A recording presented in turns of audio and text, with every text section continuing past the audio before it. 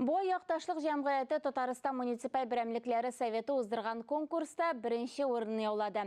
Иң яхшы якташлык җәмгыяте конкурсы 2017 елдан бирле уздырыла. Җиңүчеләрне ачыклаганда, җәмгыять оешмаларының якташлары белән даими эшчәнлеге, социаль мәдәни, спорт һәм иҗтимагый чараларда катнашуы, район белән уртак программаларны гамәлгә ашыруы исәпкә алынды.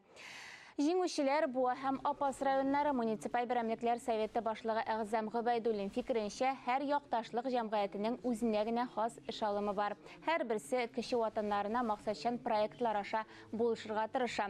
Беренче урынга лаек булган Буа якташлык җәмгыятенең андый проектлары берничә: югалган авылларны барлау, данлыклы якташлар турында китап бастыру, мохтаҗларга ярдәм. Безнең эшебезнең уңышлы баруның әллә ни зур секретлары юк.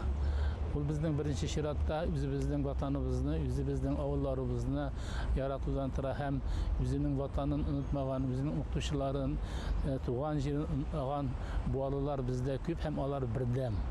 Шуңа күрә без инде бердәм эшлибез. Әлбәттә, һәрбер эшнең рухи ягы да бар, матди ягы да бар.